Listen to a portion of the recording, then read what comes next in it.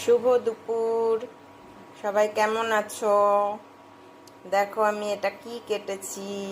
এটা হলো শোলা কচু, ঝিরিঝিরি করে কেটে নিয়েছি। এখন শোলা কচু ভাজবো। এই যে তেল গরম হয়েছে, অল্প একটু কালো জিরে ফোড়ন দিলাম, একটা শুকনো লঙ্কা আর একটুখানি পেঁয়াজ রসুন তেলের মধ্যে আমি ফোড়ন দিয়ে দিলাম।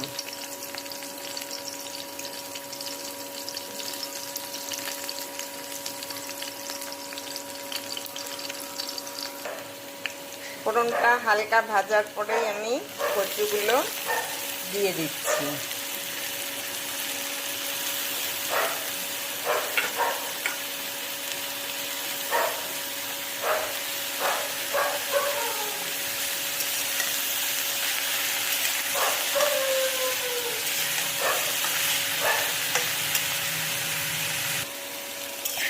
কচুটার মধ্যে নুন হলুদ দিয়ে এখন একটু মিক্স করে নিচ্ছি।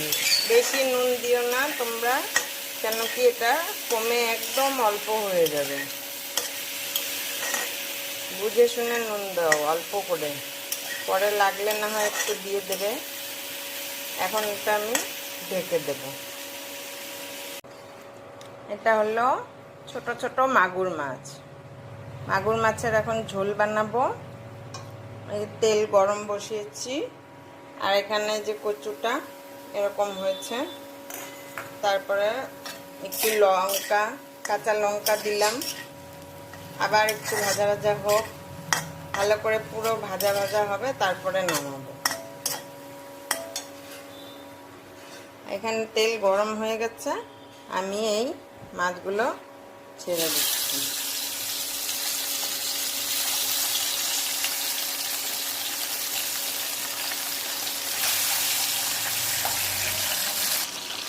এই যে মাছগুলো আমি ভেজে নিচ্ছি উল্টে পাল্টে। খুব বেশি কড়া ভাজে না এই মাছ, যেহেতু এগুলো তাজা মাছ, তো জিওল মাছ, এগুলো হালকা করেই ভাজতে হয়।